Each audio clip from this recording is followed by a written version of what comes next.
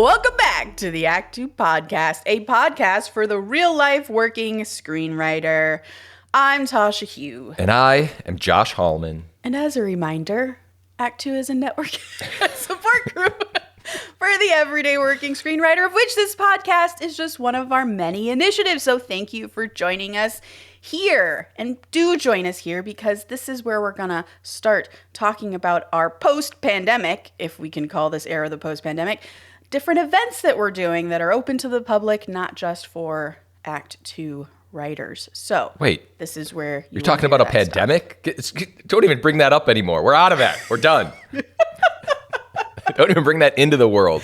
I just want to clarify that this is why we haven't done it before. There's a dividing line. Okay. We are past it now. If you'd rather DM us questions, topic suggestions, please send us more topics. We'd love to hear what you're struggling with or what you have questions about. Even if you think it's dumb, there is no dumb question in this business. That's pretty much why this podcast exists. I actually remember, small tangent at the intro of our podcast, I started a new job once, and one of the EPs was like, "Oh, you do a podcast?" I said, "Yeah, I do a screenwriting podcast." He said, "Great, I'm gonna check one out tonight." And I got so nervous. I was like, "Oh no, what is he gonna think of our podcast? Do we sound like morons?" And he decided to listen to the episode where we talked about dashes in screenwriting, in like when do you use dashes and when do you not use dashes? Like we did a whole topic about it, which to be fair, people have emailed me and been like, "I loved that episode. It was really helpful." But this guy as an EP was like, "What the fuck are they talking about? All this waste of a life podcast." And he's never listened to another episode since. So, we talk about the important stuff here. You know what? I had someone listen to it and told me, I forgot we did an episode on completely organizing your scripts. Oh, yeah, organizing files and documents. Oh, yeah. Hey, it's important to us. But did the person email you like, "This was great"? Or was he like, "What the fuck"? It was kind of like a no comment. It was like, "Oh, I heard the one on organization."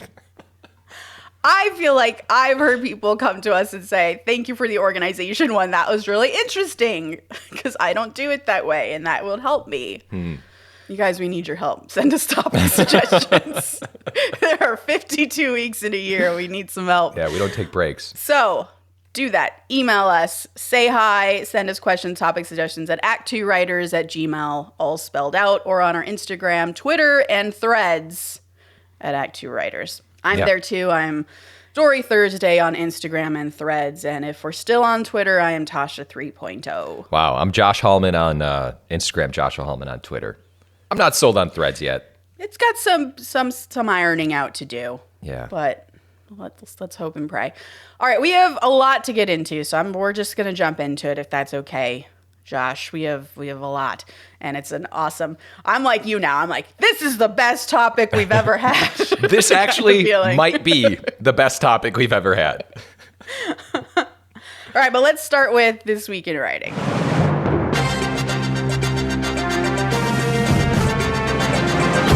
This Week in Writing. This is a really boring, mundane one to really go with our opener here. But I just keep forgetting to talk about this. So a while ago, we talked about sort of ways to get into the industry on the ground level, like the assistant level. And we talked about entertainmentcareers.net and all that stuff.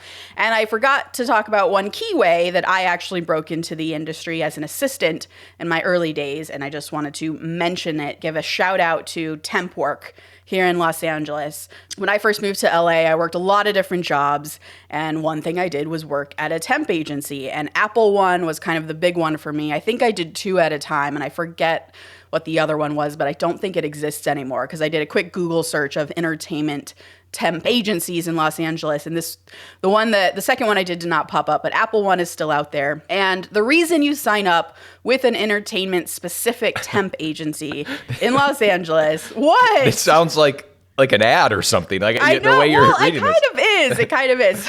Are we sponsored? Because I think it's great. We need to get, well, I mean, we should. Is that occasionally, not always, but occasionally, they have openings in the entertainment industry, right? So I got a temp job as an assistant at a construction company. That was one of my jobs. But then I also became a temp as a receptionist at Titmouse Animation Studios when they were kind of just starting out. They were really small, which is cool because it's full circle because Titmouse is now doing Mighty Nine and Vox Machina, which I'm working on. Boom. So, but it's not uncommon to, if you stick it out at these temp agencies that are that have entertainment specific jobs, that they'll be like, hey, there is a temp job as an assistant or a receptionist at a production company or even a studio. And when I started at Universal as an assistant, technically I actually had to start as a temp working for one of these temp agencies. I didn't go through the temp agency to get the job, technically. I interviewed with the Universal exec I was going to work with, but then I was hired through the temp agency for a year. It's like a temp to full-time situation there. But it was definitely not unheard of for assistants to get a full-time job from their temp job because their boss just loved them so much. Yeah. So it happens. It's a path. I just wanted to mention it as of This Week in Writing because I kept forgetting it. I love it. We forget about this stuff, like how, because people talk about like how do you get in, what's the path, and I think a lot of people, writers, you just want to post a script on somewhere and just try to have a career writing. But if you're coming out to Los Angeles and you kind of need to work your way around, that's a great way to do it. It's a super great path. All right, my next This Week in Writing is that I saw Elemental. Let's go. I would like to hear your thoughts about Elemental, Joshua. I actually read something about Elemental. And you're actually reminding me right now that Elemental is the first movie in like first animated movie in the last 5 years to cross $100 million.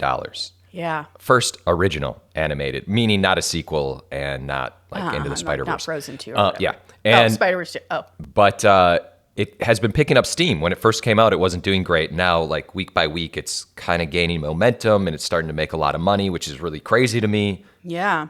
Word of mouth, I think, is getting around. Listen, it's Pixar, so you kind of go in with like the highest standards, you know? I think you and I still probably hold Pixar to that like top standard. I'd be curious to see if other people do, but I liked it. I wasn't like head over heels in love with it. Mm-hmm. Felt like there were a couple different like themes, a couple different messages that were kind of intertwining. But overall, I mean, listen, as a father watching with his daughter, I was like, this is great. We loved it. And but then when you just kind of like really breaking it down, I was like, yeah, okay, this is good. I remember you texting me about that your feeling was that like it was about several different things. Not to get into interview mode, but can you talk about that? Oh God. Yeah, I felt like there was the father-daughter relationship. Mm-hmm. There was the story of, them being mistreated, like the family being mistreated. It was the story of them coming into this town and kind of building a life for themselves. And then there was the love story. Mm-hmm. And I actually think they did a great job of converging. But for me, I can't really pinpoint it. I'm probably going to have to see it again. But there was something there that I just felt like there was one thing too many. Like you weren't sure what you were supposed to emotionally attach to and follow. That's a good way to put it. And like invest in. Because you're right. Like I thought we were watching a movie about a young woman finding the, I guess, self-confidence and the self-composure to be able to run her father's store and take over the mantle for her father, because we were given all the indication that that's what she wants in her life, but she's not succeeding at it. And then enter Wade, who is awesome, her love interest.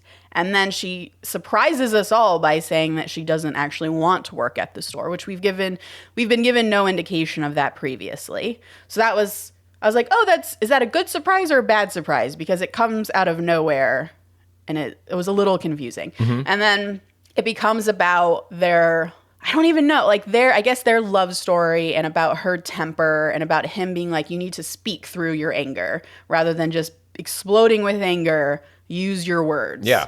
Is kind of what the middle part of the movie is. And then the last part is, I guess the combination of those things. Yeah, it's a good point. She's able to tell her father, I don't want this, and control her anger. And then there's a whole like saving set piece where we have to save everyone in our village, which was a little strange. Right. Or our neighborhood.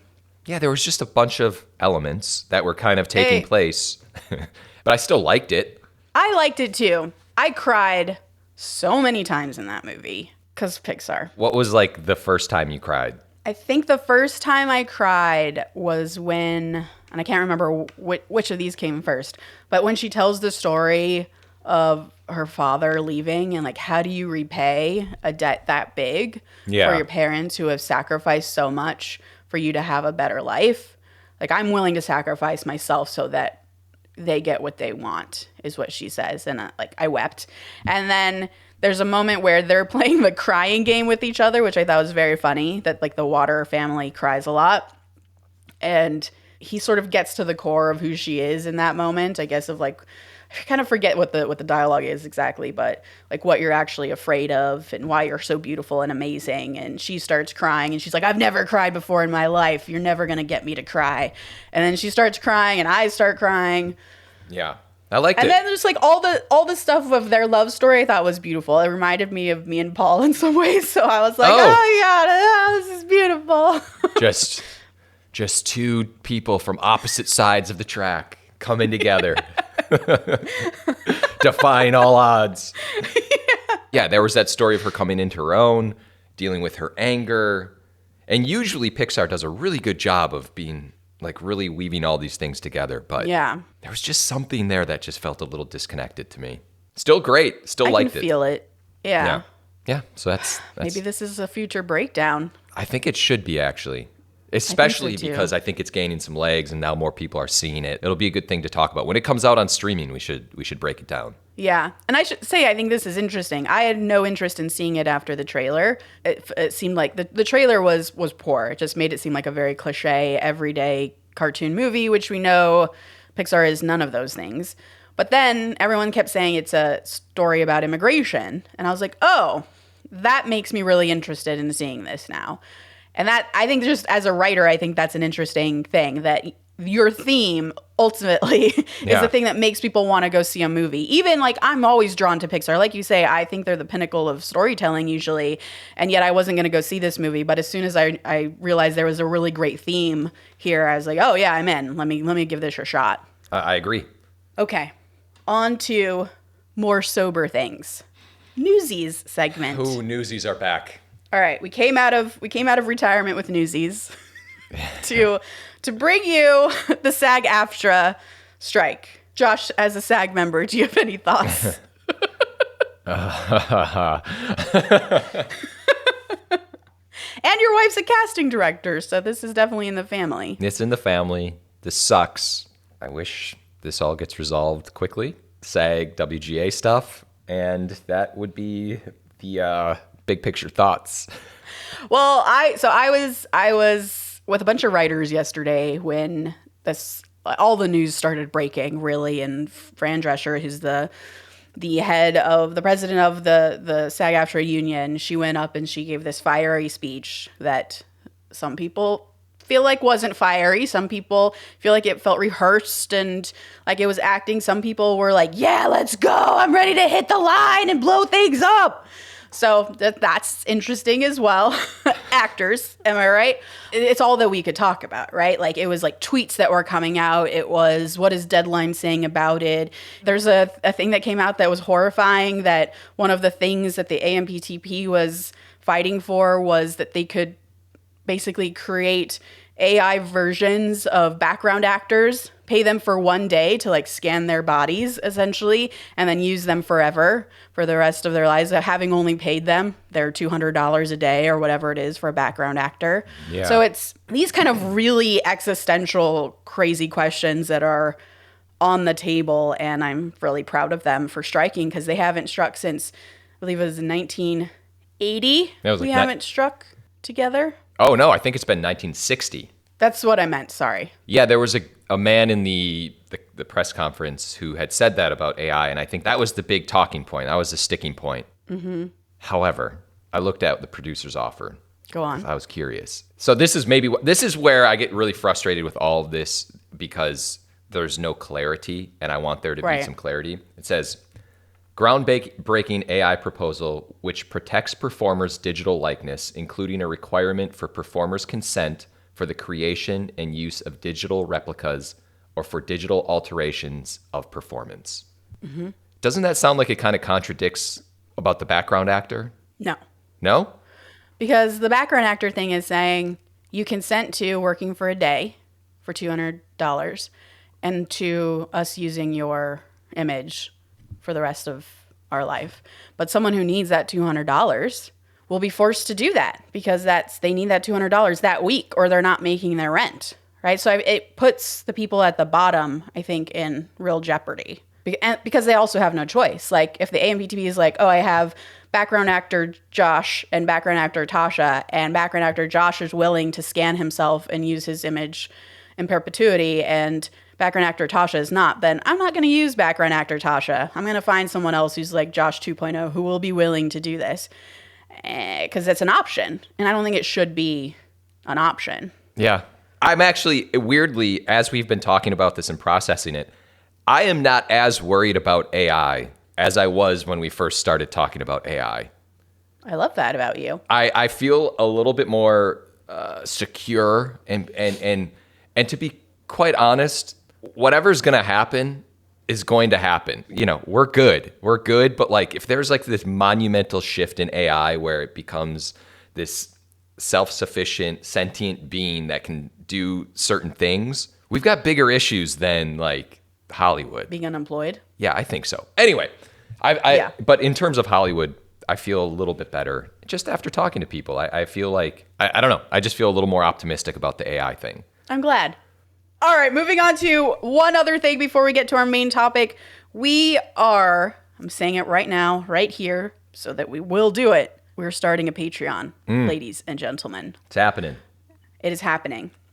We are building tiers right now. We are figuring out what you guys might want as extra things, what we can handle within our schedules, and we are putting this together so we will have basically extra content options coming up here soon for all of y'all. Yeah. And again, if you have anything any burning desires, now's the time to speak or forever hold your peace. Send us an email at actwriters@gmail.com. If there's anything you want us to consider adding to a Patreon tier, we will have a few for everyone. Yeah. And I think it will be fun. It will be challenging, but it will be fun. Yeah, I'm excited about it. Once we get it going, it's gonna get going. It's gonna get going. We're gonna have really cool extra topics and sort of extra credit stuff basically going on. Business is out of the way. We're getting into the real meat. We are talking about JJ Abrams' infamous mystery box TED Talk. So good. All right, set up for those of you who don't know what this is. JJ Abrams gave a TED Talk in 2007, which freaked me out because I didn't realize it was this long ago. Me too. 2007. At that point, he had done all sorts of things, including Alias, Lost, and Mission Impossible 3. And he was told to come on stage and talk about something profound. And the story he then tells says that he had no idea what to talk about. And then he was in his office stressing about it when he looked over and saw the Tannen's mystery box that he always keeps in his office. And he thought, hey, I'll talk about that and why I have it. And thus this legendary TED Talk for writers was born. And this talk has fundamentally changed Josh's life. So before we get into specifics and break down exactly what JJ said in his talk, tell us why it changed your life, Joshua. Well. The old mystery box. When this topic was brought up, you were like, let's talk about the mystery box. I just figured everyone knew about the mystery box. I thought it was a little played out. I did too. Only to learn that some people don't know about the JJ mystery box. Yeah. Which is really surprising to me. I feel like the mystery box TED Talk, I'm a huge JJ guy. I'm a big bad robot guy. And I feel like the TED Talk kind of happened at a period where I was writing things that it clicked to me. Present with mystery. And there was something that was so pure about his TED Talk, to me, at least. I know we're going to get into some pushback, and the mystery box peaked, and then all of a sudden, like everything, people had to fucking tear it down.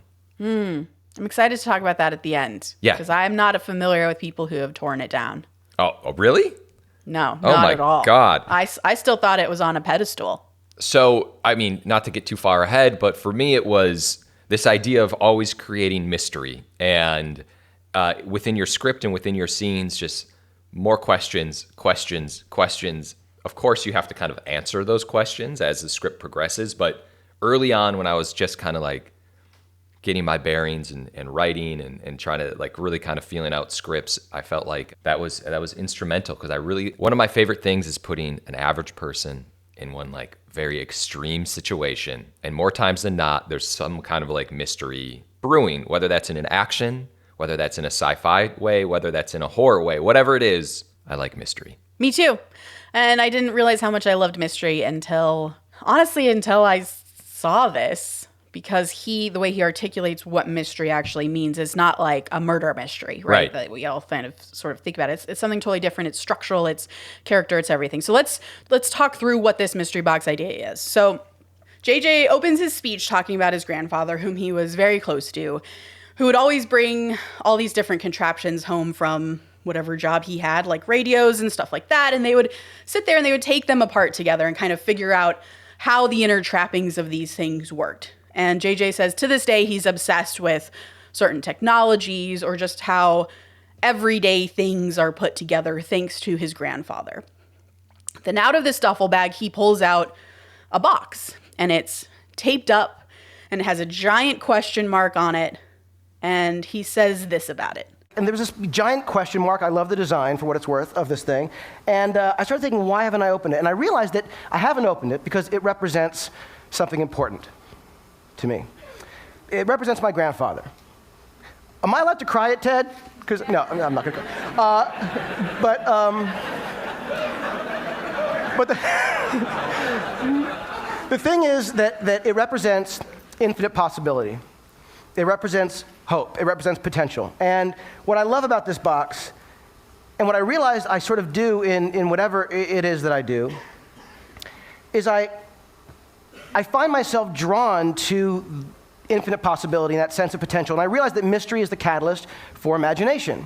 Now, it's not the most groundbreaking idea, but when I started to think that maybe there are times when mystery is more important than knowledge, I started getting interested in this.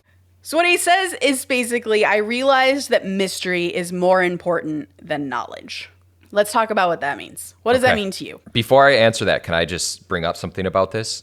The masterclass of this TED Talk, and why it's important also to pitching, I think, is because JJ personalized this, and he brings in his grandfather. Totally. He talks about when he was younger, and right off the bat, you're kind of like emotionally attached to it. You're like, oh. Yeah, wow. you're leaning in. Yeah, wait. Because he even talks to me, he's like, I might cry. He's like, am I allowed to cry in a TED Talk? There's and you're humor. like, oh no, he's going to cry. This is emotional to him. Yeah, exactly. So mystery is more important than knowledge to me. Hanging on an idea and trying to figure out, there's intrigue. You don't need to know, you don't need to be spoon-fed facts. You need to be curious and open your mind, so you're wondering what happens next. Mm-hmm. I feel like the mind wanders with mystery and it kind of stops working with facts. Yeah, I think that's right. It's make an audience ask questions rather than giving them exposition, right? Mm-hmm. I call it spoon feeding. I hate spoon feeding an audience. And when I run my rooms and people are pitching ideas, I say, yes, that's great, but that feels like I'm spoon feeding the audience. I'm leading them by the hand way too much. And I, as an audience member, and I know other audience members love this too, they love to figure things out while they're watching the movie. I like to wonder or guess that these two characters have feelings for each other before I'm told that they have feelings for each other. Because otherwise, I think it distances me from the movie if I'm being told everything. It's like someone dictating to you rather than bringing you into a story and pulling you into emotions. And I hate that. That's like my pet peeve when it comes to writing. So it's really, like you said, Josh, it's letting the audience figure things out and letting them feel smart. And I know a writer who feels like everything has to be explained very quickly, or the audience will actually get lost, or the story will feel inadequate. Like there's holes in the story if things aren't explained very quickly, particularly in TV where you have a contained episode. This writer has a sense of like, I need everything to kind of close within this episode. If we introduce a question, it needs to close by the end of this episode. Whereas I am very much a slow burn kind of writer. And that's both my, I think, my sort of like superpower in writing sometimes, but also definitely my fatal flaw, because I can be too vague with things. I can carry things on like a bit too long than the audience really wants to. But there's a middle ground in there where I think is like sort of the sweet spot JJ is talking about. And as JJ talks a lot about in the TED Talk, the questions you're causing the audience to ask are the story. Like, that's what the story is. That's what's causing them to invest in your characters and in this 2-hour-long or series of hour-long episodes that you're doing, or even 11 minutes. It doesn't even matter. You want your audience to want answers, which means you have to present them with questions. Mm-hmm. And the longer you take to give the answers to them, the longer they lean in. And I don't think that means like introduce a big mystery at the top of the movie and then answer it only in the final shot of your film. Right. Because that's as long as you can take to make it. And obviously that has probably worked and would be cool if done well, but that's not literally what it means to like take a long time to answer the questions you're setting up. It just means take your time. You don't have to set up a question in one scene and then the next scene answer it because you're so afraid the audience isn't going to be able to hang on between those transitions, right? Or even like 2 scenes, give it some breath. And this is something I think we as writers fight a lot for, because I know that we get a lot of notes from people who do have this fear that audiences are going to be bored or confused, and so they're not going to want to continue on to the next episode or the next scene. But I think, we have to find a middle ground, because sometimes they're right. Sometimes we as writers do take too long to answer questions and audiences can get kind of jittery. But also, like, trust your gut about it too, because it is important for the audience to not know everything. Yeah. And I think we're afraid as writers to let the audiences linger. But we have to fight this fear, I think. Yeah. And it's a delicate, it's not delicate, but it's really difficult to do everything, to kind of like keep asking questions while answering questions. Yeah. That makes sense. It is. It's very hard. And I think watch a lot of movies. This helps give you a sense of what this question and answer means, because like writers shouldn't think super deliberately about this. It should be kind of a sense, right? Mm-hmm. Like if you're writing a story and you find yourself just expositing a lot, then I think you need to take a step back and reflect on why you think the audience needs all these answers. And can you parse it out? And sometimes I will literally do a beat sheet of like the entire mystery of the story, or like all of the important beats of, or like meat of the story. Yeah. And then I feel I then like take those beats and like, okay, I'm going to reveal this one piece in Act 1 and this one piece at the top of Act 2, so that we're stringing the audience along and giving them a little extra carrot and then a little extra carrot. And that's just something you kind of feel along the way. And I think it's probably worth doing a breakdown of a JJ Abrams maybe episode of television or something, where we can do this exact breakdown of like, what is a question and then when does he answer it situation, because I know it's hard to just talk sort of vaguely about this, but you can also do that on your own until we get to that episode. But we should definitely sit there with an episode of Lost and kind of do this breakdown for it. I love that. Speaking of Lost, next JJ talks about Lost. He goes on to say that he and Damon Lindelof, who helped co-create Lost, had 11 and a half weeks to write the pilot, cast it, crew it, shoot it, cut it, post it, and then turn it into what ended up being a 2-hour pilot. He said, quote unquote, there was no time to develop it. There was no time basically for people to tell them what they could and could not do. And I thought this was super interesting to me, because Lost is notorious for basically being written like this across the entire show, to the point where at the end they had no idea what was actually happening, because they had questions that were unanswered. I guess, what are the biggest, craziest, awesomest ideas that writers have is kind of what their policy is, right? Like, send me the weird shit. Just pitch me the weirdest shit you can. We'll put it on the board. You want a black smoke monster? Great. Do we know what it is? Don't care right now, because guess what? The characters don't know yet. So we don't need to know yet. We're going to figure that out. Like, that's season 2 writer problem, right? And the fact that we don't know what the black smoke monster is actually what makes it cool, because we won't be able to give the audience or the characters any answers because we don't even know them. So that's part of what makes Lost so fun. I think you're tipping into, without getting too far ahead, some of the criticism to the mystery box is mystery, mystery, mystery, no payoff. And right. Okay. What's interesting about what you're saying now is I feel like if we were developing Lost, we would have to have answers to all of those things. If I was like, Tasha, there's a hatch, there's a monster, there's a freaking polar bear, there's this other group of people that live there, you would need answers. But it seems like, and I think this was kind of the famous story of Lost, like a lot of it was developed so quickly they didn't really need the answers when it was happening. Or maybe they faked the answers. I'm not 100% sure. It's interesting. We, in the shows that I'm writing, there's a lot of question and answers, a lot of mystery, right? And it's so tempting, and we definitely talk about this, to be like, let's just say, why does Lara Croft go into this temple? Why is this temple here? Why does it exist here of all places? And it's so tempting in the writer's room to be like, I don't know. And we're never going to have to answer that question. Like the audience is never going to have to know. So therefore, why do we have to know? But I always I force myself through that initial impulse and say, well, we have to have an answer for that. Even if we never show the audience that, we have to know. And the reason why is because of this exact problem, right? There is a sense of, I think an audience can tell if a writer has no fucking idea. And the way that the audience experiences it then when they sense that the writer had no idea what was going on is, well, this is written. This is dumb. This doesn't make any, it's ridiculous.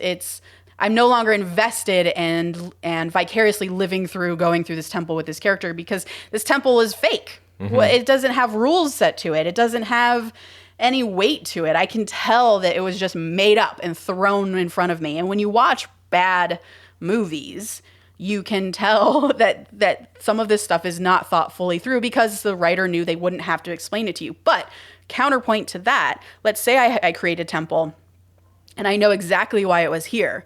Now, when we enter this temple, there's going to be stuff in the background. There's going to be Easter eggs. There's going to be a tone and wall art, and it's going to feel like a space because I know exactly why this place exists. Even maybe down to when it was built and by whom. And even though you're not going to know that, you feel that the world is built and you feel that it's full when you go through. So then I'm keeping you on this journey rather than pulling you out and making you remember that, oh, this is just a movie with sets. I love that. And you can definitely, I'm sure most of the time you can feel why people did certain things. It's deliberate, and it's good that you have the answers. I would expect nothing less from you, Tasha. Because I'm an overthinker? No, because you're a good writer. Thank you, Joshua. All right. Then JJ goes on to say this, which I love. Part of the amazing thing for me is, in the creative process, technology is like mind-blowingly inspiring to me. I realized that blank page is a magic box. It needs to be, filled with something fantastic. I used to have the Ordinary People script, and I'd flip through it. The romance of the script was amazing to me. And when it would inspire me, I wanted to try and fill pages with the same kind of spirit and thought and emotion that script did. The blank page is a magic box. It needs to be filled with something fantastic. So what do you think that means to you? This kind of goes into what he was saying, and, this idea of mystery is everywhere. And this is why I love this TED Talk, is because you have a blank page and you can go anywhere on it now. What you're about to pour onto your screen or onto a page is yet to be seen. And we have this blank canvas to create art. And here we go. And there's something really exciting. It's something terrifying about that because it's really hard to write, but there's also something beautiful about it because you can literally create something out of nothing. And that is really freaking cool. Yeah, you can go anywhere. It's a huge adventure. It's amazing. You can live in any space. Yeah, you can create It's awesome. any Writing's story. the best. Yeah. And this is what he says. He says at one point, you look at stories, you think, what are stories but mystery boxes? Stories are just a series of questions. And then he brings up Star Wars A New Hope, which is a really great example, where you meet this mysterious woman on a spaceship, and it raises the question of, oh, who is this woman? And then she sends a message to Luke saying, Obi-Wan Kenobi is my only hope. Well, who's Obi-Wan Kenobi? now we have to figure that out. Now that's bringing me into the next section of the movie. And we're wondering, when are we going to meet him? Who is he? Why is he so important? And then we meet some old hermit guy, and holy shit, that old weirdo outcast guy is that mysterious princess woman's only hope? How in the hell is that possible? Again, questions. I'm getting answers. I meet Obi-Wan Kenobi. I find out she's a princess. But that only creates more questions ultimately along the way. And I think that is a fantastic way of thinking about your story. And if it's too hard, because I always hesitate to say, form your stories by thinking about it this way from the beginning, because my brain doesn't operate that way. But if you write your story, or even if you beat it out in an outline or just sort of the most basic vomit draft you can find, then maybe retake a look at it and say, am I asking questions here? Am I bringing the audience along for a ride and raising questions to help bring them across my story? Yeah. Then JJ says probably my favorite bit of advice, which is just a really good articulation of what we've already kind of been talking about. So there's this thing with mystery boxes that I started feeling like compelled. Then there's a thing of like mystery in terms of imagination. The withholding of information, doing that intentionally is much more engaging, whether it's like the shark in Jaws. If Spielberg's mechanical shark Bruce had worked, it would not have been remotely as scary. You would have seen it too much. In Alien, they never really showed the alien, terrifying. Even in a movie like a romantic comedy, The Graduate, they're having that date, remember, and they're in the car and it's loud, and so they put the top up, and they're in there. You don't hear anything they're saying. You can't hear a word, but it's the most romantic date ever, and you love it because you don't hear it. So, Josh, turning it back to you. He says mystery is withholding information. How do you feel like you institute this in your own writing, I guess? Well, I love a good MacGuffin. Yes. I actually don't think I do enough mystery in my own writing. As a matter of fact, after I rewatched this, I kind of went back into a spec I'm working on and reconfigured a few scenes to drag out mystery and try to have a few more questions after each scene, because I was like, oh, there's not enough mystery. So I think within my own writing, I always try to have mysteries here and there. And by the way, again, when I say mysteries, I'm not meaning, oh my God, here's the rabbit's foot from MI3. Sometimes it's just a mystery of a relationship and some characters acting a little funny towards another character. And so you just want to be curious about the character or the situation or the plot or whatever it is. Yeah.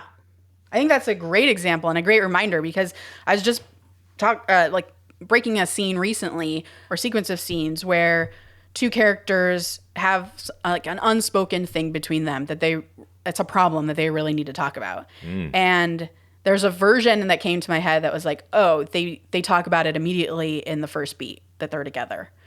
And I was like, yeah, but that gets out all the juice right away. So how about I create 3 different beats where they're together one time. The first time you see them together, the character says, hey, you want to talk about that thing? And the other guy's like, no, I'm good. Let's just do what we got to do. But there's unspoken stuff boiling. So that's a question, like, oh shit, when are they going to talk about this and how is that going to go? And then the second beat kind of dials that up a little bit more. You can tell that like rage is boiling. This is not going to go well when it finally does get talked about, but that makes you only want to lean in more and wait for that third beat, and usually 3 beats are kind of the way to do this, just structurally. 3 is the magic key. And then the third beat, it finally explodes. But they've been keeping it in for 3 beats. And it, again, easily could have been we give it in 1 beat. But I think that holding it back for 2 extra beats really makes the audience go, oh God, I'm bracing for it. What's going to happen? I'm asking questions. How is it going to go? And that's just a character thing. It's not big MacGuffin stuff. So you can do it at every level. You're right. Yeah. Writing's fun. This makes fun. me remember that writing is fun. It is fun. I love I love a good MacGuffin too. Oh, there's a key. There's a backpack. There's something. If I could put that in every single one of my scripts, which I pretty much do, I will always do that. Yeah. I'm struggling right now with something that's basically a mystery box situation where something opens with a mystery. It's an episode of television that opens with a mystery. There are like creatures in the world that are acting strange, right? And you're like, why? I'm in. And I got notes recently from a writer friend, and they were like, well, that's just confusing. Can you pay that off sooner? And I was like, I don't want to. Yeah. Because I think everyone knows that kind of, it's almost a cliche. It's like a shorthand. Oh shit, rats are running off a ship. That means something's bad. A dog is barking at nothing. That means something is bad. What does that mean? And Conjuring is a fantastic example. In the opening of that movie, as the family is moving into the house, the dog starts barking. Weird shit doesn't actually start happening for quite a while after that. But that's enough for the audience to be like, oh, what is up? I'm going to lean in until I figure that out. That becomes a question. So for me, I don't like paying stuff off right away. Yeah. I just don't. But to each their own. Can I just say that I love animals being spooked in movies? Me too! It's just the best. Every time. It's such a great shorthand. You could just get away with anything. Oh man, where are those birds flying to? Yeah. They're all migrating at the same time. Yeah. Something's happening. Yep. It's going to take 25 pages for you to find out, but now you're curious. Yeah, I love it. I'm taking us into the final awesome point Yeah. that JJ makes, which is about how you trick the audience into caring about your movie without them even realizing it, basically. Whoa. And that's through character investment. And his argument is the most iconic movies that we can think of, when we pitch them back to someone, we maybe pitch that big iconic fight scene or that super memorable funny moment. That's kind of what we think of when we want to tell someone about why they should go see this movie. Yeah. But, for example, when I think of Indiana Jones, the first thing that comes to mind is the tank fight in Last Crusade. It was just, I don't know why, but that to me is so iconic. But really the reason I love that movie is because it's about a son repairing his relationship with his estranged father. That's ultimately why I cared so much about that movie, and why every other movie falls short. Wow. And then he goes on to talk about E.T., right? E.T. is about an alien who meets a kid, but it's not. It's about divorce. It's about a kid who can't find his own way after divorce. And that's why you emotionally connect to Elliot and E.T. Die Hard, hugest action movie you can think of. But it's about a man getting a divorce. There's a half hour of just setup in that first act of investing in Bruce Willis's character before you even get into the iconic actions of bare feet across glass and crawling through the air vents, right? Even though that might be what you pitch when you tell someone, go, you got to see Die Hard. Yeah. And then he brings up Jaws, which I haven't rewatched Jaws in a long time, but he really honed in on how it's a movie about masculinity and how it's about masculinity being challenged by coming into this new town. And he actually played 2 scenes when he was doing his TED Talk. The first was the opening of Jaws, which is, I think, just so iconic at this point, which is that female swimmer who gets pulled repeatedly down into the water and ultimately killed. Mm-hmm. And if you go to Universal, that's like the image that's on their board when they're like advertising Jaws.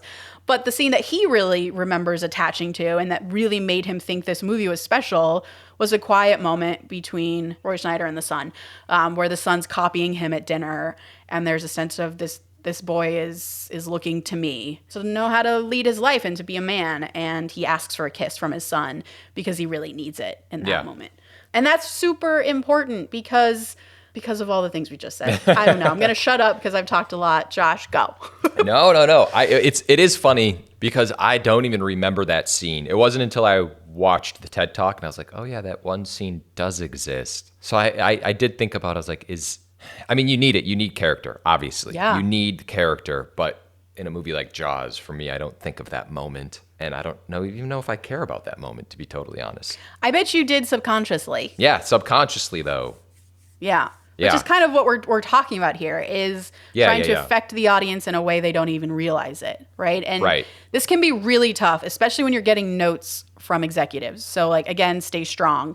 Not that your movie should be boring and just be a series of dinner scenes, especially if you're writing an action movie or an adventure movie or something that's a bit more high adrenaline and thrillery. But these scenes are still key, and like allowing these what we call downbeats or these quiet moments. Yeah. Of reflection that allow for theme do feel very important. And I definitely know writers who are kind of allergic to scenes where characters are doing nothing but talking. And I get it. I get that you are afraid the audience will be bored, and it's possible they will be. But that could also become the crux of your movie, and should be if it's well executed, and also if it's sort of juxtaposed with something super exciting before that and then super exciting after that, because just taking someone on an adrenaline ride for 2 hours is not necessarily what they actually want, even though they think they want it, right? They need to be kind of brought down and then brought back up again. And so that bring down moment, that downbeat, in other words, is where you can inject a lot of character, inject a lot of theme, and they may forget it as soon as they move on to the next action beat, but you have actually instilled or inceptioned them with the meaning behind what they're actually watching. I agree. That's true. You need it. I love it. I love the mystery box. It's so valuable. Could we quickly chat about kind of how it's been over time, kind of been reversed, and people don't like the mystery box so much anymore? I would love to talk about that. Why the hell do people not like the mystery box? I think what happened with JJ is he got so big that he was under a microscope and everyone was analyzing his movies. And I think Lost might have let people down, and they were like, well, this wasn't the payoff that I wanted. And it was very clear that they were trying to figure some things out on the fly eventually.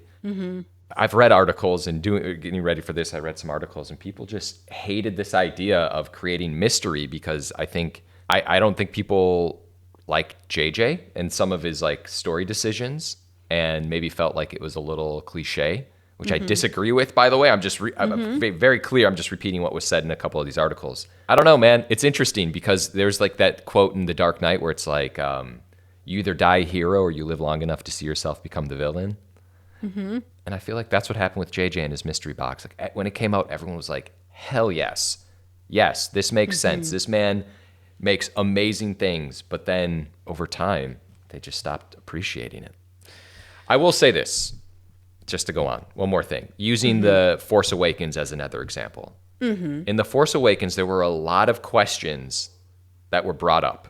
And then by the third movie, The Rise of Skywalker, some might say those questions weren't properly answered and in fact kind of hurt the Star Wars franchise, because it was just, he did an amazing job of bringing back Star Wars, asking new questions, but then by the third one, it was like, uh-oh, we got to just, patch things up, and we're bringing back Palpatine, and we're doing this, and, kind of contradicted the second in that trilogy. Yeah. So I think that's the argument against the mystery box is not having the answers. Sometimes the mystery is cooler. But does that just highlight a flaw that JJ Abrams has, that maybe his fatal flaw is he doesn't know how to answer his own amazing questions, and that's just an issue he needs to figure out himself in his own writing.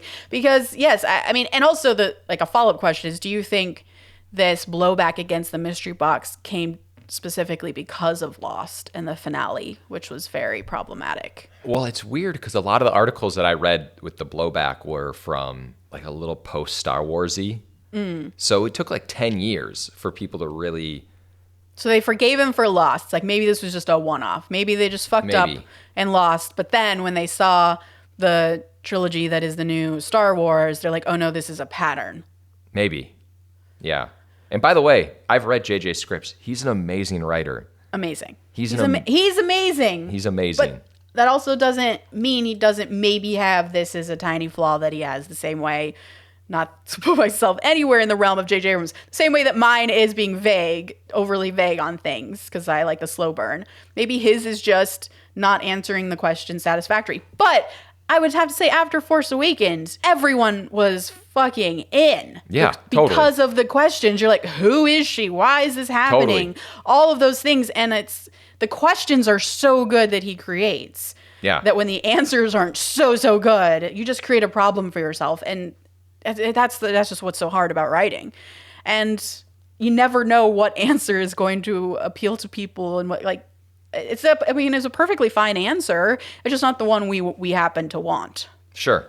In conclusion, yes, I'm still all in on the mystery box. I feel like it was misunderstood. I feel like he came in trying to talk about the joys of mystery. You go into a theater, there's mystery, there's your computer, you're adventuring on this road that is unforeseen and you don't know what's going on. That's where I thought he was coming from the right place. Yeah, and my biggest takeaway from the JJ stuff in this TED Talk was that the audience experience of a film is a huge part of the actual writing process.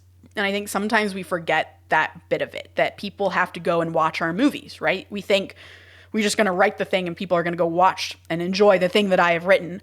But I think what I learned from JJ Abrams in this speech is to pay attention to the way audiences' experience of watching your movie or TV show functions. And I used to kind of consider that selling out a little bit when you're thinking of audience, instead of just writing your craft and writing your script and being true to who you are. And all of that is great. But now I realize that after being a professional screenwriter for a while, that's actually being able to understand the experience of an audience and write to that in certain ways, actually what makes you a good writer. Because the people who forget it are when you're an audience and you get bored or you get confused or you think something feels overwritten, like you're feeling that. So that's me. That's me was my big takeaway from everything. All I want to do is sell out. That's it. Just let me sell out. Someone. AMBTB. Let me sell out to anyone. All right. Quote of the day. When there's an authentic mystery, as opposed to just a question being asked, that's what makes you lean forward. JJ Abrams. Please remember to rate and subscribe. Follow us at ActTwoWriters for more awesome writing stuff. You can follow me, Tasha, at Story Thursday on Instagram and Threads, or Tasha 3.0 on Twitter. I'm Joshua Hallman, Twitter, Josh Hallman on Instagram. And as always, the Act Two podcast is a production of Act Two, a network and support group for the everyday working screenwriter. This episode was edited by Paul Lundquist, music by 414 Bag, which you can find on Spotify.